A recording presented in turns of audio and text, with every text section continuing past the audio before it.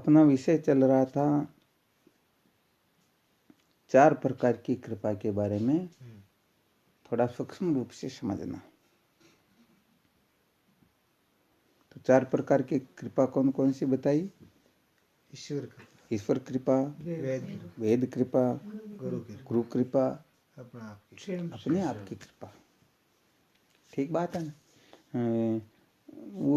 कल जो एक ऑडियो डाला था ना, उस ऑडियो में 4 प्रकार की कृपाओं का वर्णन किया। उसमें से कृपा 3 ही बताई।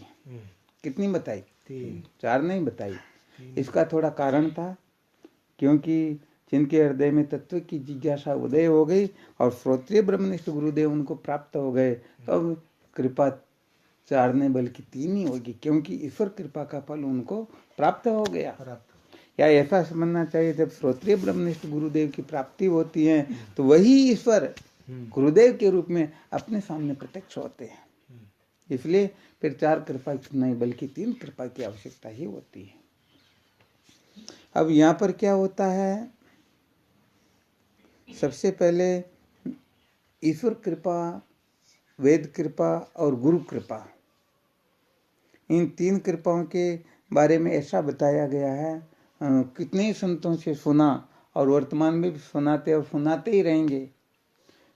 भाई ये 3 प्रकार की कृपा किसी जीव के ऊपर पूर्ण रूप से हो जाए, किस रूप से? पूर्ण रूप से हो जाए, परंतु यदि स्वयं की कृपा ना हो तो ये तीनों कृपाओं का कोई औचित्य नहीं रहता। ये 3 कृपा फलित नहीं होती है।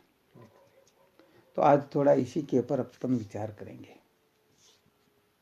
अच्छा, यहाँ थोड़ा वैसे ये भी समझा देते हैं, जैसे स्वयं की जो कृपा होती है ना, स्वयं की कृपा से यदि जीव अविद्या के बंधन से मुक्त हो जाए तो अनादि काल से लेकर के, आराम समझ, अनादि काल से लेकर के वर्तमान समय तक, जिनके लिए हमारे संत शास्त्रों का कथन है कि इस संसार में ऐसी कोई स्त्री नहीं है जो अपनी कभी मां न बनी, बहन न बनी, बेटी नहीं बनी, पत्नी न बनी। कोई ऐसा पुरुष नहीं है जो किसी स्त्री का कभी पिता नहीं बना, पुत्र नहीं बना, भाई नहीं बना, पति नहीं बना। और यहाँ तक कहा जाता है कि इस सृष्टि के धूल के कण तो शायद कोई गिन सकता है, परंतु हमारे कितने जन्म हो चुके जिसकी कोई गिनती कर ही नहीं सकते। और ऐसा भी शास्त्रों में वर्णन आता है कि कितने बार हम चक्रवर्ती सम्राट बने, इंद्र जैसे पदों को भी हमने प्राप्त किया। तो बताओ, इंद्र का पद प्राप्त करना साधारण बात है क्या? नहीं है। तो कहने का मतलब उन्होंने ऐसी साधना और उसमें उनकी ऐसी प्रखर बुद्धि रही होगी। तो कहने का मतलब ऐसे ऐसे पदों को तो उन्होंने प्राप्त किया, परंतु मुक्ति क्यों प्राप्त नहीं हुई? तो ऐसा तर्क देते हैं, स्वयं की कृपा से ये सारा काम चलेगा, तो स्वयं की कृपा कर लो ना। ये वैसे देखा जाए तो पूर्ण रूप से सत्य नहीं है। ये वेदांत के तत्व को ठीक प्रकार से नहीं जानते हैं, या वास्तव में गुरु तत्व को नहीं समझते हैं। वे लोग ऐसी आलतू फालतू की बातें करते हैं। ठीक है ना? समझ में आ रहा ना? यदि स्वयं की कृपा से सचमुच में कोई जीव विद्या के बंधन से मुक्त हो सकता है, तो कल्प कल्पांतर से, अनादि काल से लेकर के इस समय तक इतने जन्म हो चुके जिनकी कोई गिनती कर ही। यदि आज दिन तक हमने जितने शरीरों का त्याग कर दिया, उन शरीरों को यदि इस पृथ्वी पर बिछाना शुरू करे और उस शरीर के पास शरीर, शरीर के पास शरीर, ऐसे लगाते लगाते यदि हम जमाना शुरू करें, तो ये जो पृथ्वी है ना, ऐसी ऐसी करोड़ों करोड़ों करोड़ों पृथ्वियां भी अपनी लाशों से कम पड़ जाएगी। तो इतने जन्मों में अपनी अकल बुद्धि कहीं चली थोड़ी गई थी। तो वास्तविक बात यह है कि केवल अपनी कृपा से तो काम चलता ही, और यदि कोई अपनी कृपा से सब कुछ सिद्ध कर दे तो फिर गुरु कृपा का क्या महत्व है? या ऐसा समझना चाहिए, गुरु कृपा इतनी साधारण नहीं है कि स्वयं की कृपा हो या ना हो, परंतु गुरु कृपा ऐसी होती है कि उनको विद्या के बंधन से मुक्त कर सकते हैं। परंतु ये थोड़ी सूक्ष्म रहस्य की बात, इसके ऊपर तो फिर कभी विचार करेंगे। अभी थोड़ा इनसे पहले की जो है उनके ऊपर थोड़ा विचार करते हैं। अपना आज का जो मुख्य विषय था वो यही है कि भाई स्वयं की जो कृपा ये कहाँ तक काम करती है। किस प्रकार से काम करती है, और स्वयं कृपा करेंगे तो क्या क्या होगा, और स्वयं की कृपा से क्या नहीं हो सकता और क्या हो सकता, इन सारी बातों का विचार करेंगे। परंतु आपको थोड़ा रहस्य बता दिया, मूल सूत्र बता दिया कि गुरु कृपा ही केवल्यम शिष्य से परमम मंगलम। शिष्य के मंगल में, उदार में, बंधन से मुक्त होने में गुरुदेव की कृपा ही महत्वपूर्ण होती है।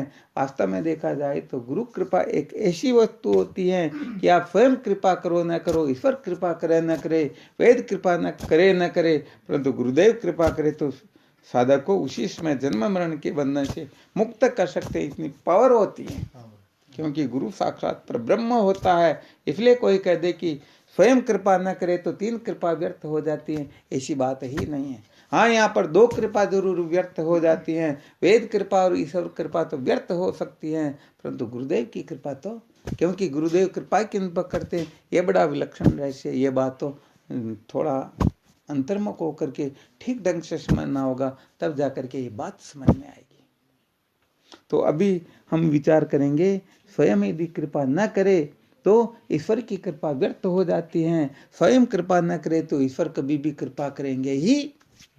भाई यहाँ पर तो लेन देन का सौदा होता, अच्छी तरह से ध्यान देना। गुरु कृपा जब प्राप्त करोगे तब किसी प्रकार का लेन देन का सौदा नहीं होता है, परंतु ईश्वर कृपा में तो लेन देन का सौदा होता है। जैसे कोई बैंक में 5,000 रुपये किसी ने जमा करा रखा और जाकर के 50,000 रुपये की डिमांड करे, मैंने तो हिसाब से जाकर के लड़े, मुझे 50,000 रुपये दो, तो क्या 50,000 रुपये मिल सकते हैं? अरे भाई, वहां पर 5,000 रुपये जमा है तो आपको 4,000 ही मिल सकते हैं, और वह भी आप चाहो मैं तो आधी रात का जाकर के लूँ तो आपको नहीं मिल सकता। संडे के दिन, जिस दिन बैंक बंद होता, चाहो तो नहीं मिल सकता। 4 बजे तक बैंक में लेन देन होती है, आप 4:30 बजे जाओगे तो भी वो कायदे कानून से होता है। तो ऐसे ही ईश्वर जो कृपा करते हैं, तो सबसे पहले नंबर की बात तो यह है कि हम स्वयं कृपा करेंगे तब ही ईश्वर कृपा करेंगे, वरना सचमुच में ईश्वर कभी भी कृपा करने वाले नहीं। वैसे देखा जाए तो जीव मात्र के हितैषी ईश्वर है, ईश्वर के सिवाय वास्तव में देखा जाए तो कोई हितैषी होता ही नहीं, परंतु ईश्वर उनके ऊपर ही कृपा करते हैं जो सचमुच में अपने ऊपर कृपा करते हैं। कल आपको सुनाया था, अपने देवपुरा में सत्संग थी तो 3 प्रकार की लट्टों का वर्णन किया, और फिर भंवरा कौन सी लट को भंवरा बनाता है? उस उत्तम लट को। तो ईश्वर कृपा तो करते हैं, परंतु किन पर कृपा करते हैं? तो स्वयं पर कृपा करते हैं। अब स्वयं की कृपा सर्वप्रथम कैसे शुरू होती है? तो सर्वप्रथम जो साधक, देखो ईश्वर की कृपा का स्वरूप क्या होता, ये रहस्य और सारे शास्त्रों को पढ़ेंगे, कुछ उथल पुथल करेंगे, फिर भी कुछ बातें तो समझ में आएगी। लोग केवल मात्र डींग आंकते रहते, सुनी सुनाई बातों को बस रट लेते, सुन लेते, सुना देते, और वास्तव में यदि इनका ठीक प्रकार से विवेचन करना हो, समझना हो, हृदयंगम करना हो, तो फिर गाड़ी गेर में चली जाती, फिर गड़बड़ घोटाला हो जाता है। तो सर्वप्रथम जो साधक जन्म मरण के बंधन से मुक्त होने के लिए,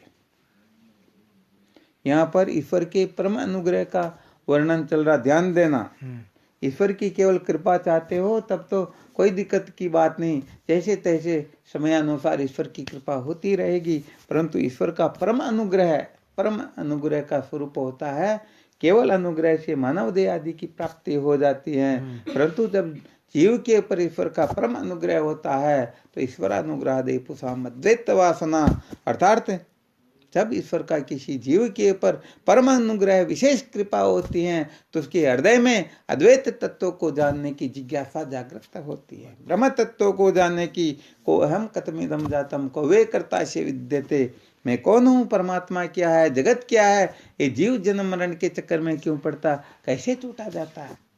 तो जन्म मरण के बंधन से या अद्वितीय ब्रह्म तत्व को जानने की जिज्ञासा यदि जागृत होती है तो उसके मूल में है केवल और केवल मात्र भगवत कृपा।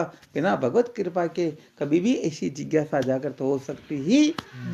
तो यहाँ पर परम अनुग्रह का वर्णन चल रहा। तो जो साधक बंधन से मुक्त होने के लिए सबसे पहले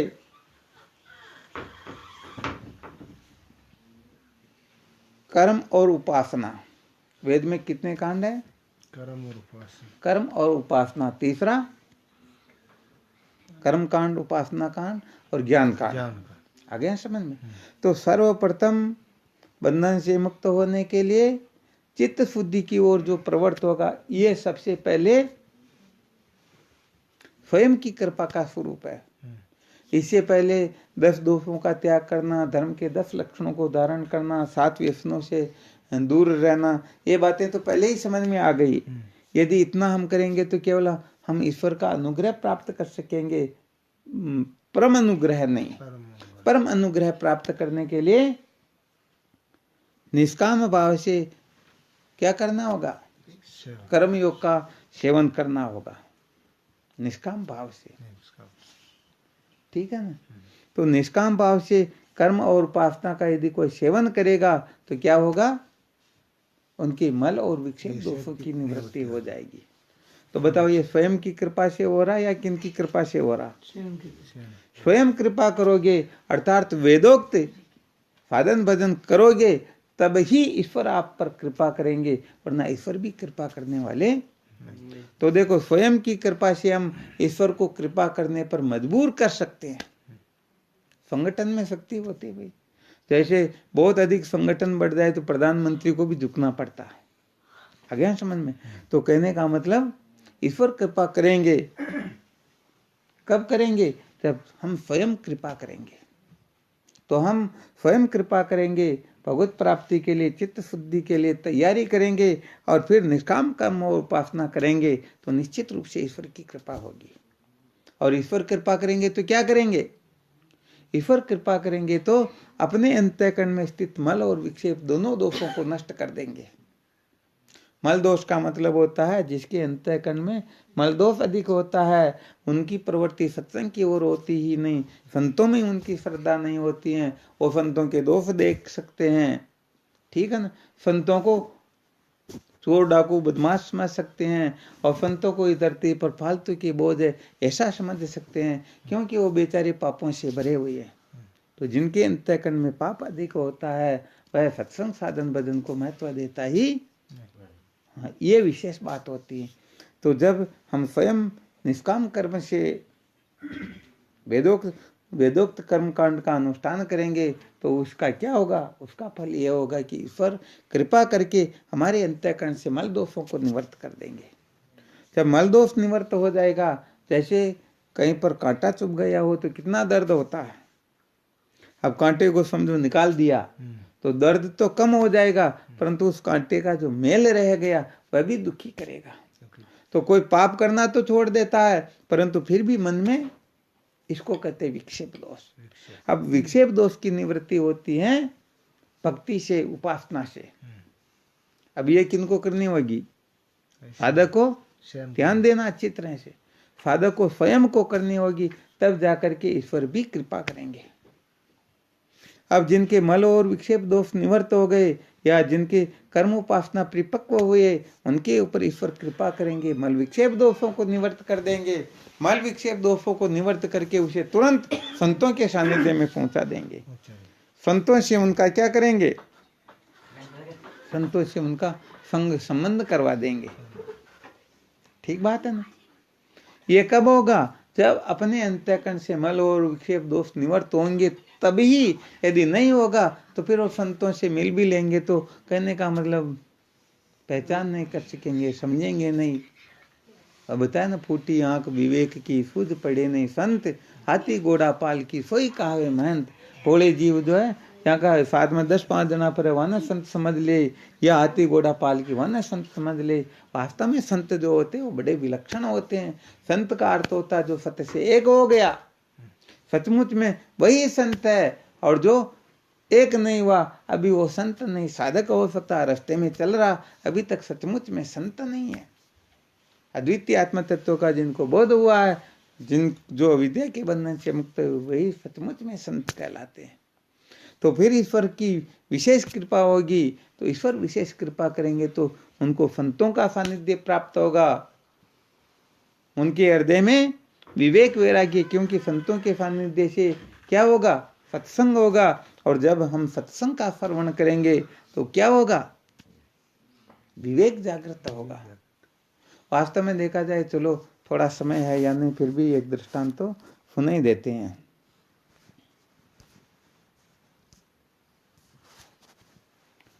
अच्छा, पहले भी सुना रखा, ज्यादा विस्तार नहीं करेंगे, केवल संकेत रूप से। किसी साधक को संसार के दुखों से विरक्ति हुई, अर्थात छूटने की इच्छा हुई। ये संसार रूपी दुख जो है ये बड़े दुखदायी है, इनसे छूटने का कोई ना कोई उपाय करना चाहिए। तो विचार किया, पता किया, किसी से पूछताछ की क्या करना चाहिए। तो कहा भाई, अरे भाई फलानी जगह को बहुत अच्छे महात्मा आए हुए हैं, वो महात्मा निश्चित रूप से तुम्हें तुम्हारे लक्ष्य पर पहुंचा देंगे। तो गया महात्मा जी के पास में, जाकर के कहा, भगवान मैं बड़ा दुखी हूँ, इस संसार रूपी दुखों से मुक्त होना चाहता हूँ, कुछ कृपा करो, मैं इस दुख से मुक्त हो जाऊं। तो महात्मा ने विचार किया। हालांकि महात्मा तो परिपूर्ण थे, वो तो बोधवान थे, हर बात को समझते थे, परंतु विचार किया कि इसको इसके तरीके से यदि बोध नहीं करवाएंगे तो फिर ये भटक जाएगा।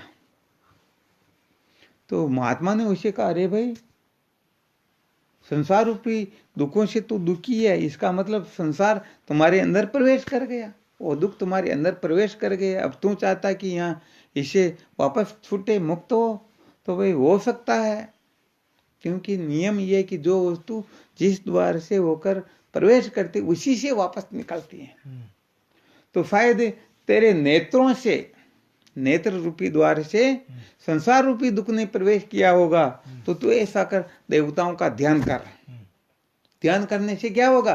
तू संसार रूपी दुखों से मुक्त हो जाएगा। अब वह गया और जाकर के, कहने का मतलब ध्यान करने लगा। ध्यान करने लगा तो काफी समय तक ध्यान किया, परंतु इससे कोई दुखों की निवृत्ति होती क्या? दुखों की निवृत्ति नहीं हुई। वापस आ गया और कहने लगा, भगवान मेरे से,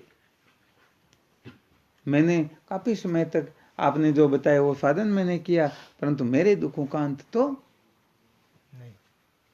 अच्छा, नेत्रों का जो ये देवताओं को का जो ध्यान बताया, उससे पहले भी उनको वो साधन बता चुके थे, क्योंकि ये थोड़ी अंतरंग है, इनसे बाहर है कर्म इंद्रियां। सबसे पहले तो उनको यही कहा, भाई हो सकता है शायद पैरों के द्वारा संसार रूपी दुख ने प्रवेश किया हो, तो ऐसा कर, तीर्थ यात्रा में जा, तीर्थ यात्रा कर, तेरे दुखों का निश्चित रूप से अंत हो जाएगा। अब वो गया, कितनी ही जगह पर तीर्थ यात्रा में भ्रमण करता रहा, परंतु शांति तो नहीं मिलनी थी। ऐसे थोड़े मिलेगी, नहीं मिलनी थी, नहीं मिली। आकर के कहा, गुरुदेव मुझे शांति नहीं मिली, बताओ मैं क्या करूं। तो कहा, भाई इसका मतलब ये हुआ कि पैरों से तो संसार रूपी दुख ने प्रवेश नहीं किया, ये पक्का है। यदि पैरों से संसार ने प्रवेश किया होता तो वह तो निवृत्त हो ही जाता। फिर कहा, हो सकता हाथ के द्वारा तूने हाथों से कोई ऐसा काम किया हो, इस कारण संसार रूपी दुख प्रवेश अंदर कर गए हो, तो तू ऐसा कर, दान कर, दान करने से तेरे दुखों का। वह गया और सब कुछ करता रहा, परंतु फिर भी, क्योंकि दान से स्वर्ग आदि की प्राप्ति हो सकती है, परंतु अविद्या के बंधन से मुक्ति वास्तव में हो नहीं सकती। तो आकर के कहा, गुरुदेव मुझे शांति नहीं मिली, बताइए मैं क्या करूं। तो कहा, भाई इसका मतलब हाथ के द्वारा भी इसने प्रवेश नहीं किया। 5 कर्म इंद्रियों में कितनी हो गई? 2 हो गई। अब तीसरा रहा मुख। तो फिर उनको कहा, भाई हो सकता है संसार रूपी दुख जो है इस मुख से प्रवेश किया हो, तो तू ऐसा कर, राम राम कर, मुख से मंत्र का जप कर, निश्चित रूप से तुम्हारे दुखों का अंत हो जाएगा। अब गया, कितने समय तक राम राम राम राम सब कुछ किया, कितने मंत्रों का जप किया, परंतु फिर भी दुखों का नाश तो नहीं होना था, नहीं हुआ। आकर करके कहा, भगवान मेरे दुखों का अंत नहीं हुआ। तो कहा, भाई इसका मतलब इससे सिद्ध हो गया कि मुख से भी प्रवेश नहीं किया। अब बाकी की जो 2 इंद्रियां बची उनका योग में उपयोग होगा, इसका थोड़ा आगे वर्णन करेंगे। फिर आंख का बता ही दिया। फिर महात्मा ने कहा, भाई हो सकता है जीव के द्वारा संसार रूपी दुख ने प्रवेश किया होगा, तू ऐसा काम कर, चांद्रायण व्रत कर, निश्चित रूप से तेरे दुखों का अंत हो जाएगा। चांद्रायण व्रत समझते हो? कोई चांद्रायण व्रत में समझो कोई? चांद्रायण व्रत का मतलब होता है एकम के दिन 1 ग्रास, बीज के दिन 2 ग्रास, तीज के दिन 3 ग्रास, ऐसे करते करते 15 ग्रास तक पहुंचना और फिर वापस कम करना। 1 महीने तक इस प्रकार से भोजन करे, इसको कहते हैं चांद्रायण व्रत है। तो कहा तू चांद्रायण व्रत कर, निश्चित रूप से तेरे दुखों का अंत हो जाएगा। अब उसने चांद्रायण व्रत किए, परंतु फिर भी दुखों का अंत नहीं होना था, नहीं हुआ। तो महात्मा ने कहा भाई इसका मतलब ये हुआ जीव के द्वारा भी संसार रूपी दुखों ने प्रवेश नहीं।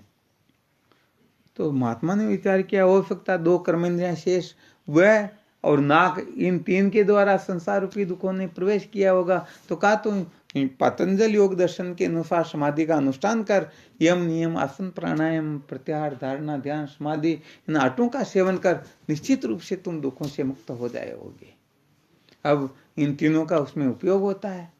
अब तीनों के द्वारा काफी समय तक उसने योग आदि का अनुसंधान किया, समाधि सिद्ध कर ली, सब कुछ किया, परंतु फिर भी जब तक जैसे चूहा जो है ना बिल्ली के वैसे जब तक बिल में छिपा रहता तब तक सुरक्षित, और बाहर निकलते वो बिल्ली फिर तैयार बैठी। ऐसे समाधि में जाए तब तक संसार रूपी दुखों का अंत है ही नहीं, और जैसे समाधि से जागृत हो फिर ये झुकाते हो संसार, फिर वो संसार रूपी दुख उसे खाने के लिए दौड़ता, फिर दुखी करता। तो सब कुछ किया फिर भी शांति नहीं मिली। आकर के कहा भगवान मुझे शांति नहीं मिली, कोई ऐसा उपाय बताओ जिससे मैं सचमुच में शांति को प्राप्त हो जाऊं। तो अब देखो 5 कर्म इंद्रियां पूरी हो गई, 4 ज्ञान, अच्छा 1 ज्ञान इंद्रिय वो शेष है, त्वचा।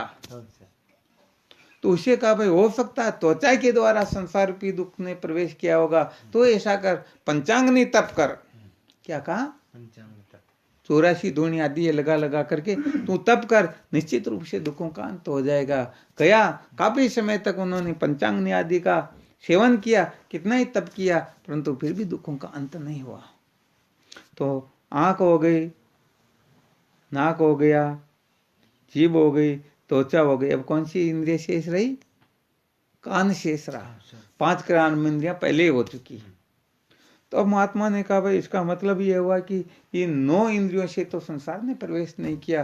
हो सकता कान के द्वारा संसार ने प्रवेश किया होगा, तो ऐसा कर ब्रह्मवेत्ता महापुरुषों का सानिध्य कर और उनसे कुछ सुनाकर हो सकता तेरे दुखों का।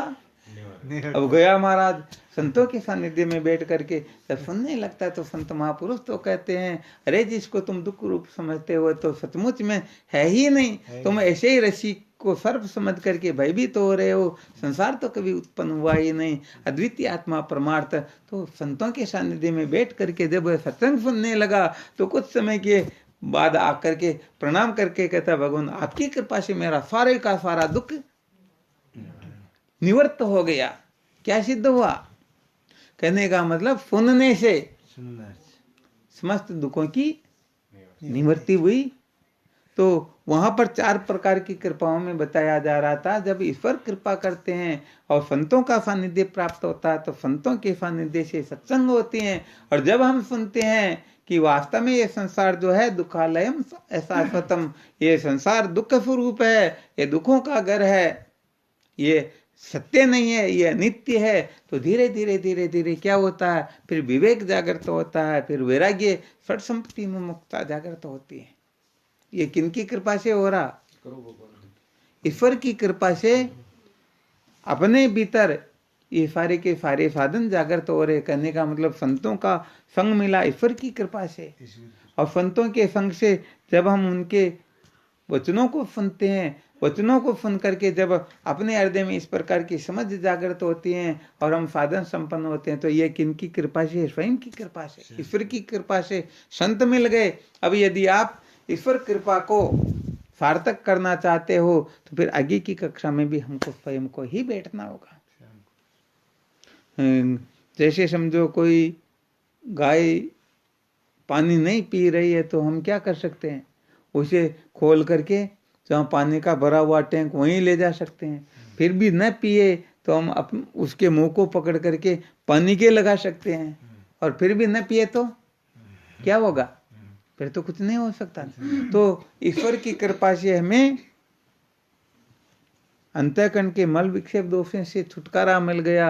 ईश्वर की कृपा से हमें को संत मिल गए। ईश्वर की कृपा से हमें सत्संग मिल रही है। आगे समझ में। अब आगे विवेक वैराग्य फट संपत्ति मुमुक्षता, इन 4 साधनों से संपन्न होने के लिए हमें स्वयं को कृपा करनी होगी। और जब हम, क्योंकि देखो हम थोड़ी कृपा करते हैं तो ईश्वर फिर कृपा करते, फिर हम थोड़ी और कृपा करते तो ईश्वर फिर कृपा करते, फिर करते, ऐसे चलती रहती। पहले हमने कर्म उपासना का अनुष्ठान किया, ईश्वर ने कृपा करके अंतःकरण को शुद्ध कर दिया और संतों का संग प्राप्त करवा दिया। और संतों के संग से फिर हम अपने ऊपर कृपा करेंगे। विवेक वैराग्य फट संपत्ति मुमुक्षता, इन 4 साधनों को धारण करेंगे तो ईश्वर क्या करेंगे, अपने हृदय में तत्व की, अद्वैत तत्व को जानने की तीव्र जिज्ञासा जागृत करवा लेंगे, सच्ची मुमुक्षता उदय करवा देंगे और ब्रह्मवेता महापुरुषों से हमारा, ठीक बात है। तो ब्रह्मवेता महापुरुषों की प्राप्ति जब तक नहीं हो जाती है तब तक ईश्वर की कृपा और स्वयं की कृपा काम करती रहती है। कुल मिलाकर के गुरुदेव के सानिध्य में जिस प्रकार से योग्यता होनी चाहिए उस योग्यता को धारण करके हम पहुंचते हैं, तब तक अपनी कृपा की आवश्यकता होती है। परंतु जब हम ठीक प्रकार से तैयारी करके उपस्थित हो गए, गुरुदेव तत्वमसी महावाक्य का उपदेश करे, उससे पहले क्या क्या तैयारी चाहिए, ये सारी की सारी तैयारी स्वयं की कृपा, ईश्वर की कृपा, इनके अधीन होती हैं। परंतु जब उस जगह पर पहुंच गए तो फिर यदि कोई चाहे अब मैं कृपा करूं, तो अब अंतःकरण की कृपा का यहाँ कोई रोल नहीं होता। अब यहाँ पर सब शांत है, क्योंकि गुरुदेव की कृपा के सामने तो फिर किसकी हिम्मत होती है। आगे यहाँ समझ में। तो गुरुदेव जो है, चाहे स्वयं की कृपा हो या ना हो, परंतु फिर भी गुरुदेव की कृपा से जीव विद्या के बंधन से मुक्त हो जाता। ये रहस्य थोड़ा सक्षम, इसके बारे में तो फिर कभी विचार करेंगे कि किस प्रकार से यदि हम न चाहें फिर भी गुरुदेव कृपा करके बंधन से मुक्त कर देते हैं। इतनी उनमें कैसे सामर्थ्य होती, इनका पूरा युक्ति प्रमाण सहित फिर इसका अपन रहस्य समझेंगे। अब इसमें यदि किसी को कोई शंका हो तो इसके बारे में कोई भी किसी भी प्रकार की शंका कर सकता है।